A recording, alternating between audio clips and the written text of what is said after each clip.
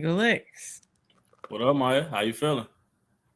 I'm okay. I think I'm getting sick because of the ever-changing weather in Chicago every single day. But I'm Yeah, okay. How are you? I'm good. The ever-changing weather in Chicago is definitely a thing. It was raining yesterday, then it was hot, then it was cold. So yeah, it's like a thing. Sorry to hear And that. it's kind of weird because it makes you think like, is this allergies because it's spring, or is it a cold, or is it a flu, or is it COVID? It's like too many options. You COVID? know, you never know nowadays. Yeah, I guess you're right. Guess you're right.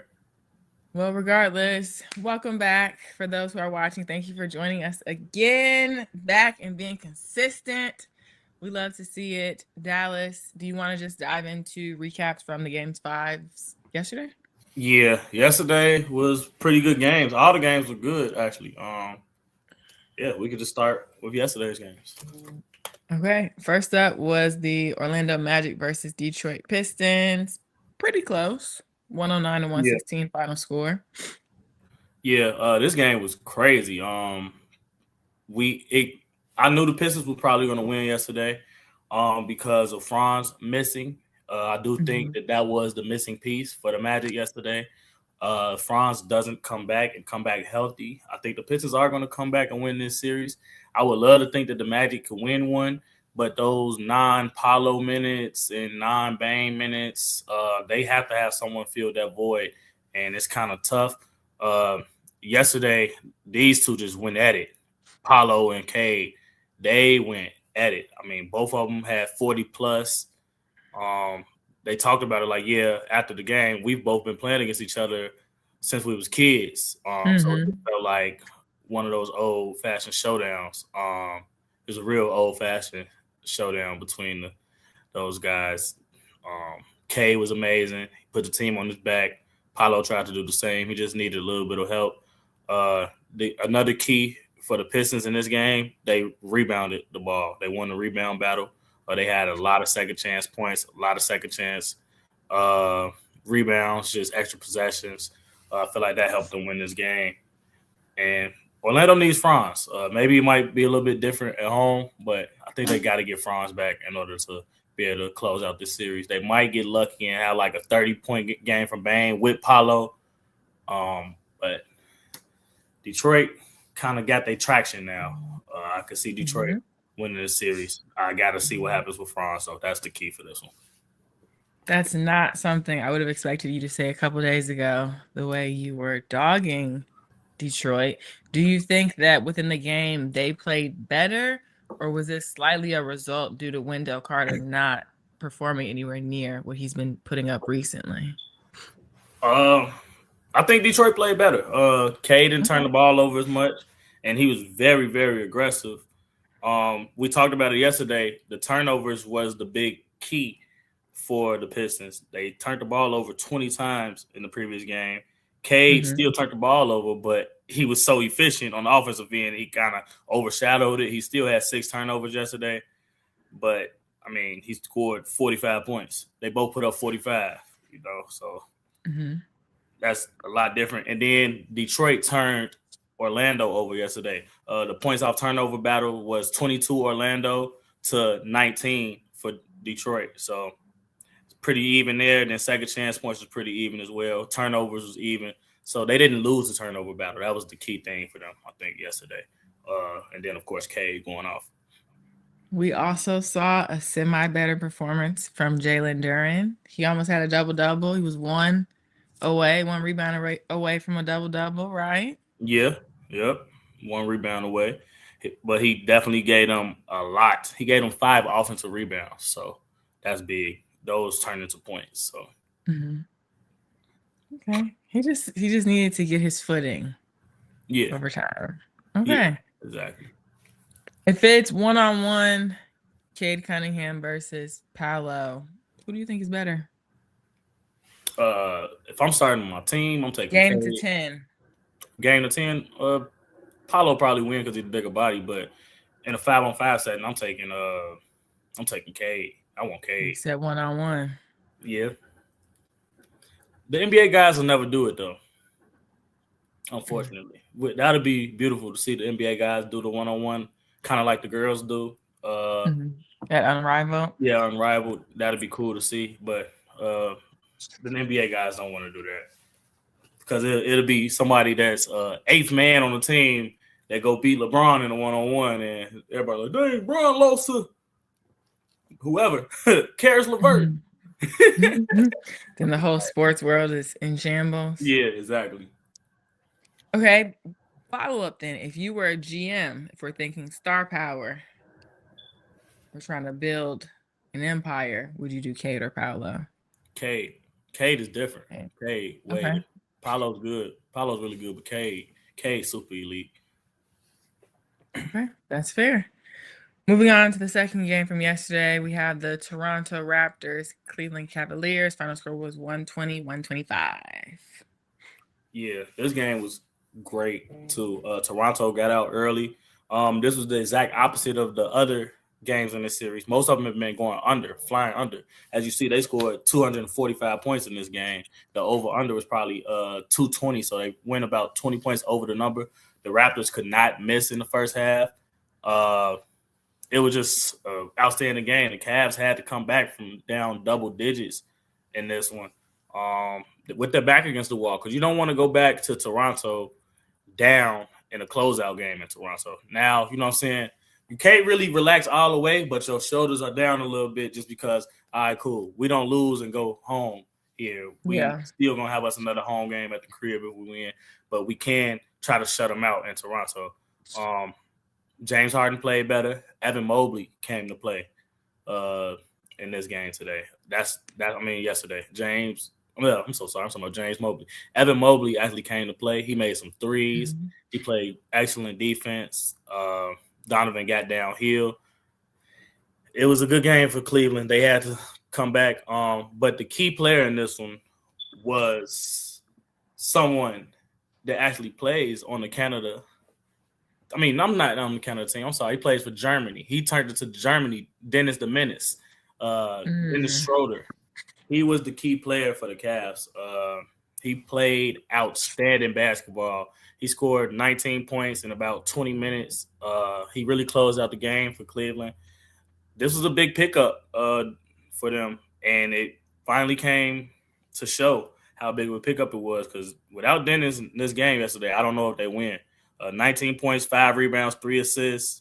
19 points, 2 assists, 7-11 from the field, 3 of 6 from the three-point line, and no turnovers. So Dennis played really good basketball. We all know how he gets in the FIBA when he plays for Germany. He looked like that, Dennis, yesterday. Maybe last season, before the season started, when they had media day, Dennis Schroeder took his pictures and they said that he finally completed the NBA Rainbow Challenge, where you have a jersey in every team's for every team in every color. And they're saying basically like he's been all over the league. As a sports head, do you think that diminishes his effect or his legacy or how good he is if he's been on every team going all over? I don't feel like it's a bad thing if you on a lot of teams necessarily. I just feel like that's something that's more common for role players. Superstars usually don't go like to a lot of different teams unless they have a very long career like a LeBron James or something like that. But as a role player, that just means that somebody always wants you. He ain't been without a job. Dennis ain't got to worry about not having no job. Remember, he turned down that money from the Lakers a few years ago. They were offering him a crazy amount of money. He turned it down. He went to, where did he go? I feel like he might have did he go to Detroit? I think he later regretted that decision though, right? Yeah. He ended up taking a lot less the next year. But, I mean, he's still around. He ain't hurting. His pockets ain't hurting at all. Dennis ain't looking for no job nowhere. So, yeah, he's a real solid player. He turned down 4 years, $84 million. Later signing a 1-year deal with Boston for just $5.9 million. So, whoa. That's a big difference, actually. That's a huge difference. 4 years, $84 million. So that's over 20. That's like $21 million per year to sign for basically $6 million for 1 year. So Yeah. But he's still that guy, was your point. Yeah. He fumbled the bag, though. Okay. All right. Anything else about the Raptors-Cavs series you want to dive into, or can we? We got some injuries in this one. Brandon Ingram got hurt in that game yesterday. I'm pretty sure he's going to play. RJ Barrett played out his mind again. I took his over. Our group took RJ Barrett over as well. I do think that the Raptors are in trouble because Scotty Barnes also came up a little limp yesterday. And I think you have to be healthy to try to beat this Cleveland team. But I do know that those fans in Toronto will be behind those guys enough to the point where they'll get some little adrenaline rush for sure, at least. Mm-hmm. So they're going to try to play through it. I do think the Cavs close it out. Maybe game 6, but it might end up going 7. Toronto pretty good at home. Oh, because game 6 is in Toronto, right? Yeah. I guess we shall see. One more game from yesterday. Rockets, Lakers. Final score was 99-93. I ain't going to say I told nobody so, but I mean, hey, I said this is the team that the history might get made here. LeBron might be on the wrong side of history. I hope it don't happen for Bron. I hope it at least go 7, and then KD come back for game 7, and then we get us a good game 7. That's all I can ask. But I think the Lakers in trouble. Like I said, Austin Reeves coming back yesterday, I knew he wasn't going to be the Austin Reeves that he was before his injury. I mean, you can't just miss 4 weeks and then throw yourself in a playoff game, a high-intensity playoff game with a team with their back against the wall, and an elite defender like the Thompson twin guarding him. So, twin gonna make it hard. Austin Reeves shot 4 for 16 from the field. He scored 22 points, mostly free throws. He blew a lot of layups. But the young guys came to play for Houston. All the young guys came to play. We said Eason had to play well yesterday. He scored 18 points. They have their confidence. They're playing as one. It's like Kevin Durant not being there, and they know he's not there. It makes them a little bit more aggressive. Look at Eason getting the step up. Yeah, they like, all right, cool. He ain't there. It is what it is. Now we got to lock in on defense. What else I've been noticing? The Rockets are not crashing the offensive glass as much. They looking at, I think, like I said earlier in this series as well, Udoka's a great coach. So the adjustment he made is they're stopping crashing the glass, and they're just stopping the Lakers from getting out and running in transition instead of trying to crash the offensive glass. Because the Lakers can't really score in the half court. They haven't scored 100 points in, I think, 3 of the games. Like, they haven't even scored 100. So, like, the Lakers can't get to 100. And they were only getting to these numbers because the Rockets was letting them run in transition. They can't score on Houston in the half court. It's really tough for them to score on Houston in the half court. LeBron looks his age. Yikes. Marcus Smart. And the Rockets look their age. The Rockets look their age. Yeah. The Rockets are taking off. They're soaring for sure. They look like the younger team. They're not tired. Sengun in the post-game interview, he said, we're not tired at all. Everybody keeps saying we're going to be tired. We're not tired. We're ready to go. They're young. Those legs are young. I do think that LeBron may have conserved his energy for the next game. As the game kind of got out of hand, it was like, they got this one. Cool. I'm going to be ready for the next game. Jabari Smith said that they're just a better team to LeBron. Like, he in post-game, he said, yeah, we're the better team. We're better than them. So the confidence is there for the Rockets right now. I think they interviewed LeBron. But, yeah, I was going to say the confidence is also there for LeBron and the Lakers because he was like, I'm not. That's child stuff. Next question. Yeah.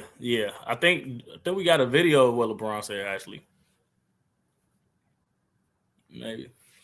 But yeah, though. LeBron was basically like, here it is. I can't hear it. Could you hear it?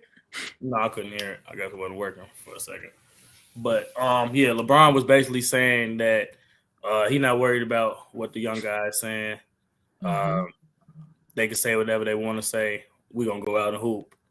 And we're gonna see. LeBron gonna have to come. This is his whole legacy on the line right here. You gotta go. Can't be the first person.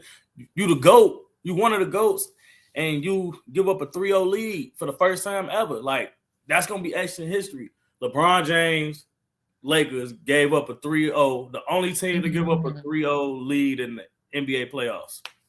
Come on, Bron. What was the spot? The group that obviously had some confidence growing over there. I don't care about shit like that, bro. The game is won between the four lines. I don't give a damn. Who cares? Of course you say it. Why would you say, no, we're not the better team? Like, but I don't. Ask one of them young guys that question. I'm too old for that shit. Yeah, he said. Bron is unbothered, He say he's too old for that shit. So, but when people answer stuff like that, kind of did get under their skin. I can see he's like, ugh. The pressure on. I think the only thing that we do have to take into consideration if we're doing the GOAT talk is the length of his career. So if someone plays 20 years and then someone plays 28 years, those 8 years do make a big difference because realistically, you're not going to continue to overpower and get better when you're 50, when you're 45, or 40, So though I hear what you're saying about blowing a 3-1 lead, I also think with other milestones of like, first father-son duo and the most points ever, those things I think would probably be more significant towards impacting and boosting his legacy, and the 3-1 would be like, it just brought him down a little bit. Like it's a rebuttal, but it's not the point. Yeah, for sure. And then, like you said, the length of the career is different. Like, it's easy to be good for 8 years or whatever. Mm-hmm. Yeah, like Calvin. Well, not easy, but it's easier. But for instance, someone for football reference, someone like Calvin Johnson, who didn't play that many years, but for those years he was the best receiver. Mm-hmm. People don't put him all the way in the goal. Like he kind of gets forgotten. He gets forgot about sometimes in the GOAT conversation for wide receivers because he only played, I think, Deontay probably could help me 6 or 7 years maybe, but he was a 99 on Madden all those years, Megatron, opposed to Randy Moss, who played I don't know how many years and he was the best for all those years, or Terrell Owens, who played I don't know how many years, Jerry Rice. But if you line them up and you can take anybody in their prime, Calvin Johnson might be somebody I might have took over everyone. Mm-hmm. Somebody said Sengun and LeBron barking back and forth at each other. Game 6 is going to be cinema. Yeah, it is. It's so funny. We were talking earlier about this series. You was like, this is the weakest series and all that stuff. This series has become popcorn now. Get your popcorn ready. This might be one of the best series going right now just because the anticipation of if LeBron is going to give up the 3-0. But do you think that it's actually interesting or they're making it interesting? No, it's actually interesting now because there's so many moving so many moving parts now. It's like the injuries, KD not playing, now Austin Reeves coming back. This is like a soap opera. Oh, brother. Okay, let's move on to tonight's games. There are 3 games today. We have the Atlanta Hawks, New York Knicks, Philadelphia 76ers, Boston Celtics, and then Denver Nuggets, Minnesota Timberwolves. These are exciting series, Dallas. This is more interesting to me than the Lakers Rockets. Let's start with Hawks, Knicks. Josh Hart is listed as a game time decision because of his back. Jock Landale out with the ankle. And then Keyshawn Gilbert, but he's been out for the season. Yeah. This is win or go home for the Atlanta Hawks right now. They haven't been able to make an adjustment. I don't know if they're going to make the adjustment tonight. The Knicks made another adjustment last game. Instead of putting Josh Hart on, on who's the other guy? Alexander Walker. They put Josh Hart on CJ McCollum last game. Therefore, he didn't get rebounds, of course, because he has to face guard CJ McCollum. But he locked CJ up. CJ had like 6 points. OG ended up with double-digit rebounds because now he was guarding the other person who's not going to have the ball in their hand all the time, not have to get face guarded. But they in trouble. Somebody got to step up. They all-star caliber player has to step up for them to have a chance tonight. They have CJ, who's an all-star caliber player, and then they have Jalen Johnson. Jalen Johnson, where are you at? He's been missing all series. He scored 20 points one time in this series so far. In game 3, I think he scored 24, but he has to show up. If he doesn't show up and be an all-star in a win-or-go-home game, like, what you doing, kid? Like, you are that guy. You've been that guy all year. You filled up stat sheets. Now you can't score the ball. You can't do nothing. You're not even aggressive. You got 18, 14, 24, 17, 23. You got to go score the ball, man. You got to go put up 25. Act like it's the regular season or something. I don't know if he scared because it's the playoffs, nervous, or not trying to overdo it. Overdo it. You're the best player on the team. You're the best player on this team. You're at home in a game where you could go home go to Cancun. You have to play well, Jalen Johnson. You have to play well. CJ need help. Alexander Walker, you got to come play well. You got to be all hands on deck. They're not going to try. They're trying not to let CJ beat them. So Dyson Daniels, you have to make shots again. You have to score. They're going to leave you open. You're going to be wide open. They're not respecting you at all. Jalen Johnson, you have to be aggressive. Get downhill. Get to the free throw line. Make your free throws. CJ, you got to be CJ. They're trying to take you out the game. He needs help. But Jalen Johnson has to play well. If he doesn't, they going home. Jalen Brunson can't be stopped. That Dyson Daniels stuff, he can't guard him. He just a pest. But Jalen Brunson ain't worried about that. Cat been dominant. These people just in trouble. Big Purr has been dominant. Something in me feel like Atlanta gonna come play tonight, so I'm not quick to take the Knicks and all the money is on the Knicks. Let me double check just for the people, just to let you know the exact number of how much money is on the Knicks on the money line. So the Knicks money line is 88% of the dollar sign, 71% of the bet percentage. Knicks on the spread is 83% and 87% of the dollar signs. So heavy public money is on the Knicks. So I wouldn't be surprised if Atlanta was able to get this game. And all the money is on the over as well. I'm probably going to be taking the under in this one. I definitely got to see the matchups in the first quarter because this one is just based off matchups completely. Considering that Josh Hart is still listed as a game time decision, how do you think that would impact this game if he does not play? Josh Hart doesn't play, the Knicks don't win. But Josh Hart, he too hard-nosed of a guy to sit out. He ain't sitting out. He Iron Man. You think so? Yeah, he's not sitting out. Ain't nothing keeping him out no playoff game. He'll have to literally not be able to walk in order to stay out of playoff game. Mm-hmm. What about some of the bench mob on the Knicks? How have you been liking or not liking them? Jordan Clarkson has been playing really good basketball. Alvarado came in, gave him some good minutes last game.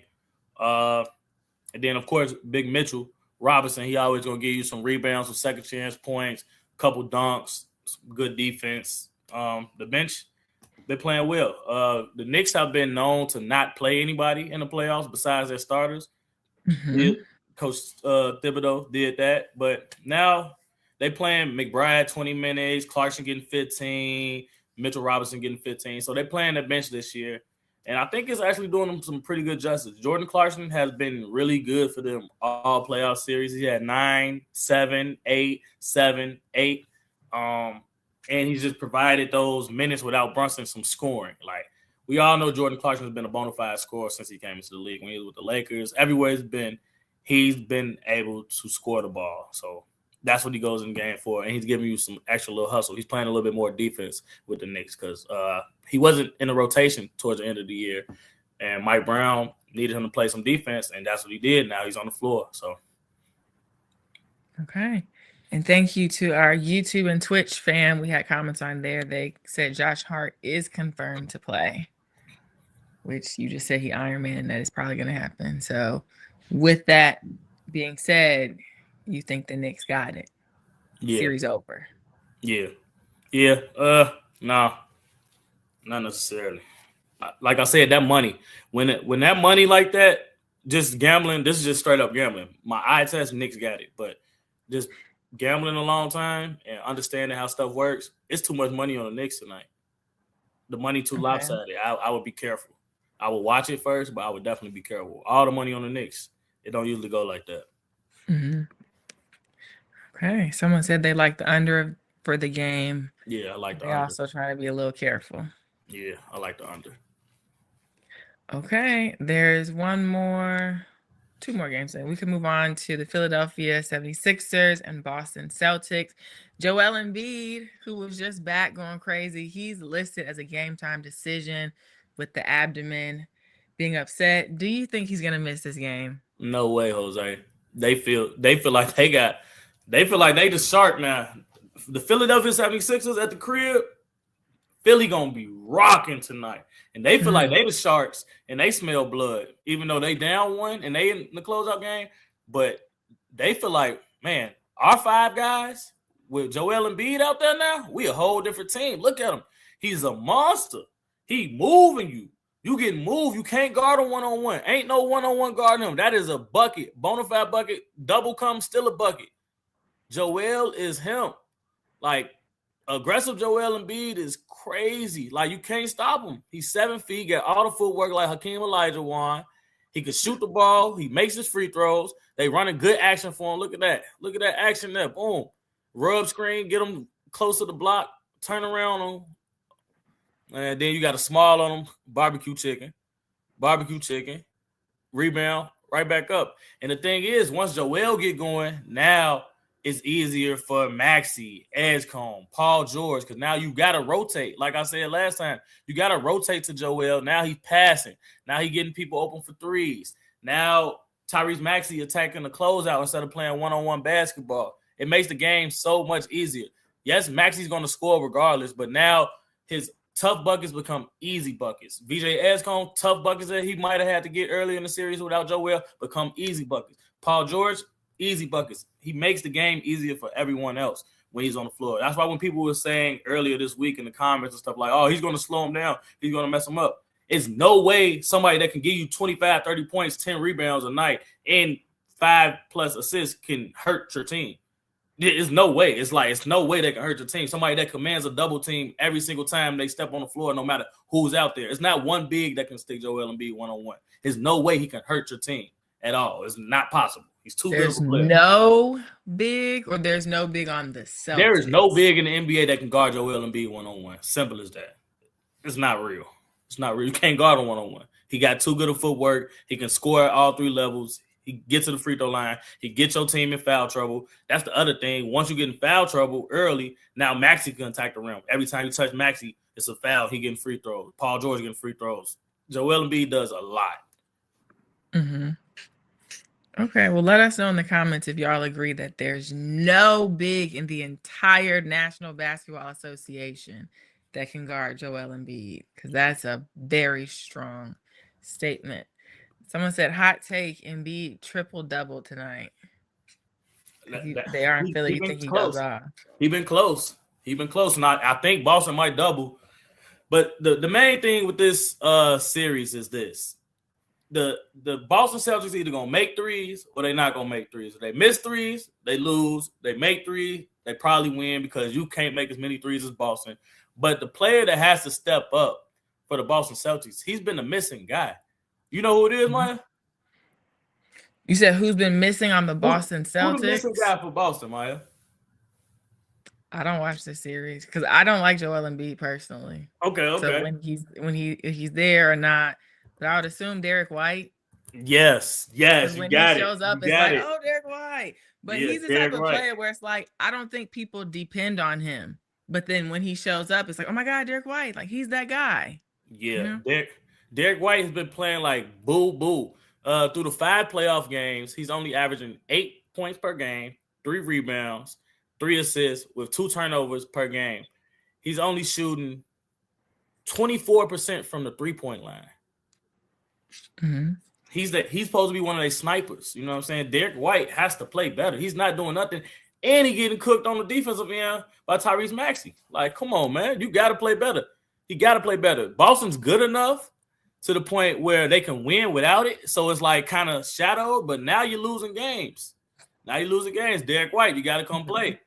No offense to Derek White. No, hey, we're going to say that. You know what I'm saying? We got to keep. No, say no offense, because people in the comments, they say he been Cheeks, he been Pooh, Dookie Meat. They going in on him. Hey, Derek White, all you got going for yourself is you're a good basketball player. You might be a nice guy, but you ain't got much else going for you, man. You got to play basketball good. You got to play good. Like, you're a good basketball player. You've been a good basketball player for years, offensively and defensively. Boston Celtics need you because it gets scary. You don't want to go to a one-game winner take all with Joel Embiid, Maxey, and Paul George. They might be better than y'all on paper, healthy. If they was healthy all year and y'all was healthy all year, I don't know if y'all better than this Philadelphia team with the big three now. Mm-hmm. Someone on Twitch asked which role players you think will show up for the 76ers tonight. Someone replied to them saying probably Kelly Oubre Jr. Who would you say? I like Kelly. But I think it's VJ. It's VJ. Okay. Like I said with the Rockets thing, it's the fourth. Usually I'll try to look for the fourth best player in the series. So like yesterday I was like Sengun was 1, Thompson was 2, Jabari 3, and then it was Eason. Same thing in this one. It's Embiid 1, Maxey 2, Paul George 3, and then it's VJ. VJ's gonna have the fourth worst defender on him. And he's gonna be able to attack. But at the end of the day, everything just goes through Embiid. So it goes through Embiid, and then they figure out in scramble mode who's open and who can attack. But it's everything going through Embiid. Embiid set the tone. And then another thing what I love that Embiid did, he shot 4 threes in the first half of the last game. Second half, he shot no threes. Don't shoot the ball, bro. You can shoot the ball after you've been in the paint, banging. You shot 0 for 4 from 3. Second half, you didn't take none. Y'all blew him out in the second half. Simple as that. Yeah, so that's what I feel like. It got to be VJ Edgecombe. They need him to score the ball for sure, and rebound and play defense. So when I asked you, well, I asked the comments at least to let us know who you think could guard Embiid, because Dallas said no one and not a soul. Someone said Jokic, Brooke Lopez, Rudy Gobert, Bam, Al Horford, and Anthony Davis can guard Embiid. All right, P-Funk. First of all, Jokic is dope. All we do is bash how terrible Jokic is on defense. Yeah, there's no defense there, buddy. Jokic don't play no D. Rudy probably your best bet. Bam too small, gonna get killed. AD, he might get touched wrong and he fall out. So yeah, he's not stepping onto the court. Yeah, he won't be there. Brooke Lopez, maybe younger Brooke, he can block. Can't guard Embiid one-on-one, man. It's a team effort to guard Embiid. That's basically what it is. But Jokic being the first name you decided to cite was crazy. Crazy work. Jokic being the first name. I said, man, please. Al Horford is crazy and disrespectful. They just Google centers in the NBA. Yeah. Do you think Wemby, if he gets maybe Wemby can't guard him. Bear with me. If Wemby gets 35 more pounds on him. Yeah, Wemby a year or two. Wemby gotta get that Giannis reconstruction. Maybe Giannis. I would like Giannis on Embiid the most out of everybody. There we go. There goes somebody. I like Giannis matching up with Embiid the most. Besides that, nobody. Giannis could probably hold his own. Yeah. Yeah. Somebody said Wemby would need about 50 more pounds. Yeah, exactly. Give him some time to get the grown man weight. Yeah. Okay. You ready to move on? It's one more game tonight. Denver Nuggets. Speaking of Joker, Denver Nuggets versus Minnesota Timberwolves. Aaron Gordon is listed as a game time decision. Peyton Watson is still out. Anthony Edwards is out. And then Dante DiVincenzo has been out. No Ant-Man. Do you think it's easy for the Nuggets? It ain't. It shouldn't be easy. This one is a tricky situation. I feel like Minnesota has enough on their roster to go get a game, but it's tough. This will have to be the game that they win. They have to win this game here. They literally have to win this game here. This has to be the one they win. Joker dominated the last game. He got back to his regular Joker. He He was dominant in every category. He scored 29 points. He had 16 assists, 15 rebounds. He got everybody involved. Yes, they were at home with their back against the wall. This is an NBA championship team, so I expect nothing less than this. Joker, he was moving a lot faster. You know what I'm saying? He didn't let double teams come. He didn't let Rudy get set. They had a lot of motion, and it worked. You know, it worked. Boom, they got the switch with Naz Reid there, being able to score. That the Denver offense just looked a lot better. And then what helped that as well was Spencer Jones gave them 20 points. The unexpected 20 from Spencer Jones helped the floor spacing a lot for Denver. So now they had to, well, I mean, he hitting 3-4 threes. You got to honor him no matter how much the scouting report says, let him beat us. He scored 20 points in the game. You got to honor him now. Joker, what a pass. He just dissected the Minnesota defense in this game. Minnesota's in trouble, but I think they can win still. I definitely think they got a chance. They can win this game. They got to win it here, though. They go back to Denver, they done. They go back to Denver in the altitude, they done. They had to win it here. They had to have a big game from a few players, and the coach has to make one adjustment. I think everybody know what the adjustment is already, but Ayo has to play well. I think he's going to play well. He came to play every game. Julius Randle has to score 20-plus points for sure. Which you've been saying every time we review them. Yeah. And who they got to play, Maya? Who they got to play, Maya? Whenever you talk about the Timberwolves, you're like, it's the Chicago kids, the Chicago. So since you already said Ayo, Terrence Shannon. Terrence Shannon has to play, man. Terrence Shannon has to play. He's a bona fide bucket getter, athletic, got that dog in him, big body, strong kid, aggressive. Look at that. And Jaden McDaniels said it back when he reversed back to the for the post-game interview. He said, yeah, they don't have any athleticism at the rim. We're way more athletic than them. Terrence Shannon is your athletic player. Coach Finch, you have to play Terrence Shannon if you want to have a chance to win. Yes, you might be able to win with Ayo and Bones and them, and yes, they're all good, but Terrence Shannon is the X factor. I've been waiting all morning to see a Terrence Shannon prop pop up on any site. I've been looking on every site, any site. If Terrence Shannon props pop up, take his props over. He's scoring. It's going to be like 6 points. He going to get it. That's why none of these sports books want to put Terrence Shannon stuff up because they know what's going to happen. I know Chris Finch looking like, man, he got to play. I know Anthony told him, you got to play the kid. You got to play. Like, it's clear as day. It's clear as day who got to play. It's a blind man can see who got to play tonight. Terrence Shannon has to get 20 minutes tonight for them to have a chance, and I think he going to do it. I think he know. You got to know. Like, you got to know you got to play that kid. You see him every day in practice. Mike Conley, no disrespect to him. Mike Conley, come on, bro. You're not an elite defender no more. There's not much you really can do out there with the young guns. Terrence Shannon. Free Terrence Shannon. Terrence Shannon. For real. There you go. Please play him. So, question though. So, if there is a player that you know, so the average player on an NBA roster technically is good. They're better than normal people walking down the street.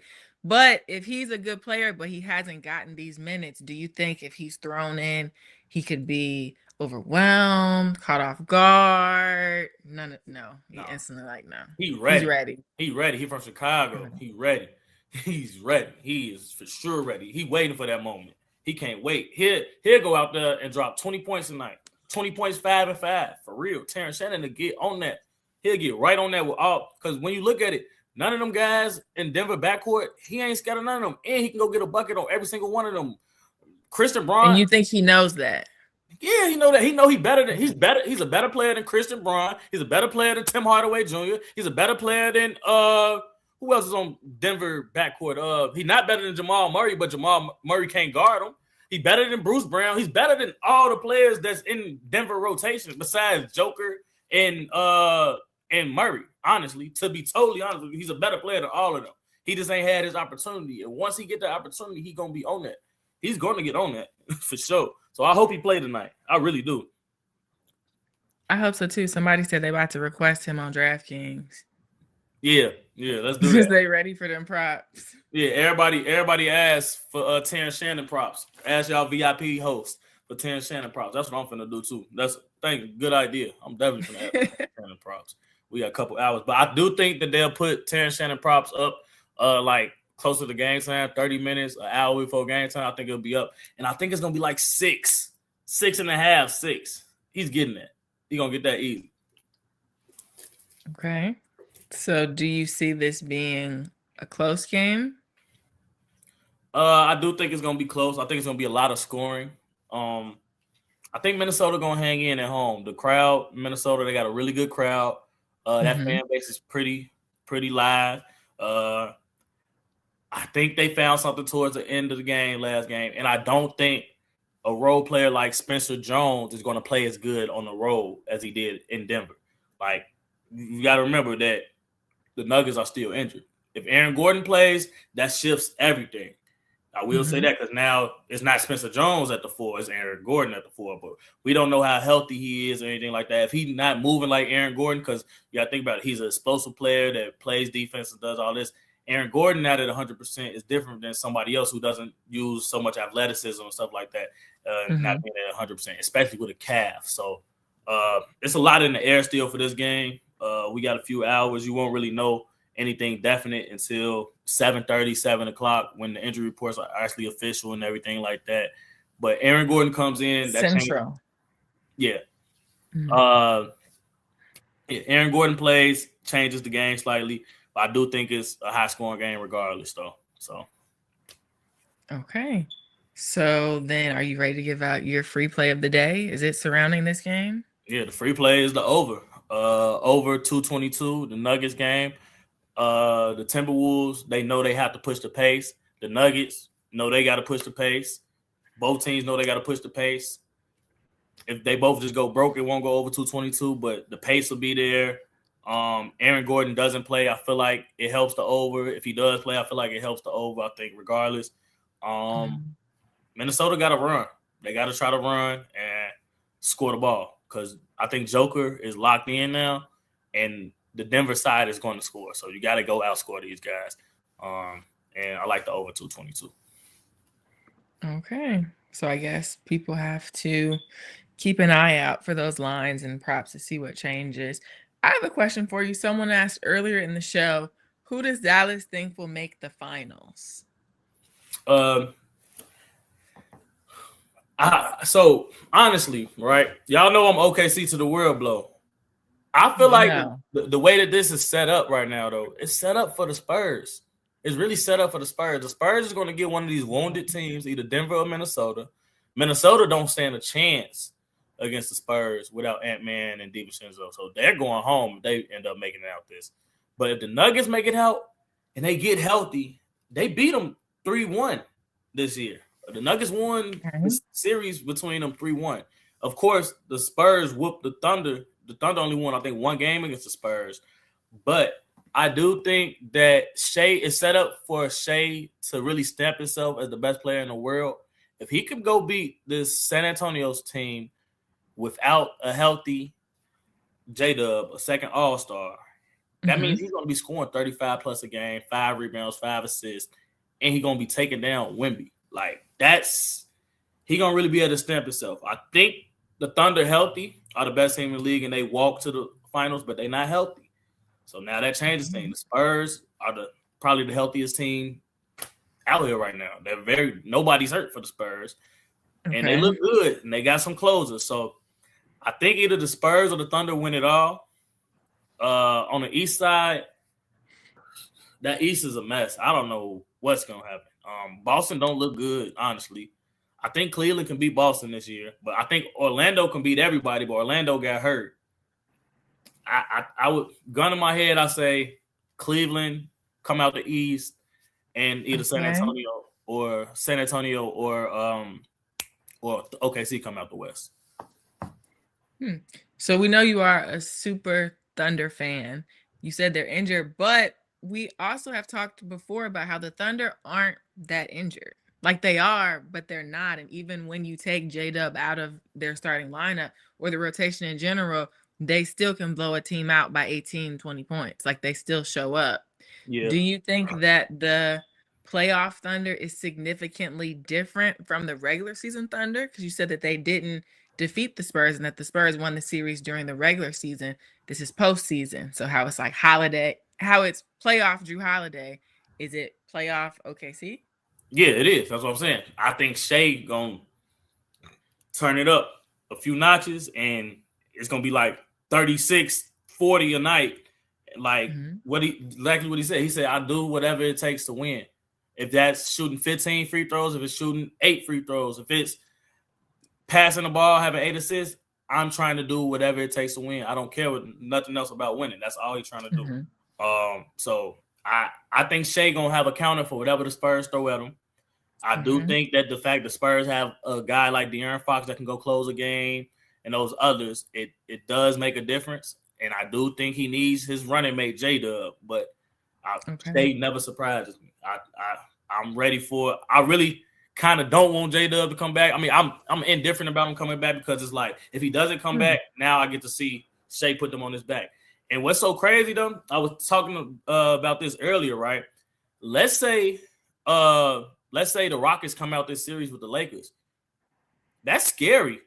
That's scary playing that Rockets team. With if KD come back next series, the Thunder playing the Rockets is actually going to be a tough series because you got somebody like the Thompson twin that I think is one of the best players to try to guard Shea. You know what I'm saying? He has the size, he has the strength, he has everything to kind of guard Shea. Like if I was to pick 3 players in the NBA to put on Shea, mind you, nobody can guard him. Twin, both of the twins probably be two of the 3, and then maybe a Jaylen Brown. Those would be the players I put on. So, yeah, then maybe Castle after that. You know what I'm saying? So it's like we're going to get to see. We're going to get to see a lot. Well, feel free to continue letting us know in the comments. Someone on Twitch said they think it'll be OKC versus Boston, but that would go to 7 games. And then they said Shea got the IG caption ready for the Spurs. They think OKC would make it out. Hey, I can't believe he put Cancun on 3 on the back of Dylan Brooks jersey. That was crazy. That was elite trolling. I'm like, yeah. I didn't know he was like that. For sure. Okay. Well, last but not least, you guys can always text LegalLicks Live to this number. What does that package look like, Dallas? You're going to get half off because you was on the show today. You get half off our 30-day package. You get all sports, football, basketball. Yes, football is still on. UFL is on, for those who didn't know. Women's basketball, boxing, UFC, any sport you could think of. We got them all. And WNBA starts next week. It's lit. That's one of our best sports. You can get it half off right now. WNBA is really, really good for us. Really, really good. We go to every game, and it's really, really good for us. I guarantee you that. One of our best sports for sure. Okay. And we will soon be talking about the WNBA. Preseason has started. It was a lot going on already, so we're going to get to that too. Someone said they think Spurs win it all. I guess we'll see as these rounds continue to pump out. All right. Anything else? Your mom commented she wants people to know Mother's Day is next Sunday. Okay. Mother's Day is next Sunday, everyone. For sure. Okay. Right. Anything else? Nope. Blessings to everybody. And get ready to watch these games. We got some good games tonight. Dallas Wings play the Fever tonight, too. I guess we can touch on the girls. I think the Fever win preseason. Probably goes over. Caitlin Clark probably going to try to get her rhythm tonight as well. She didn't score much in the last game, but I could see her trying to, especially in an up-tempo game versus Paige and all that stuff. Caitlin Clark has, like, little chips on her shoulder, so maybe look at her. Paige and AZ versus Caitlin and Raven. Yeah. So. Fire. Yeah. All right. Thank you guys for watching, and we'll see you tomorrow. For sure.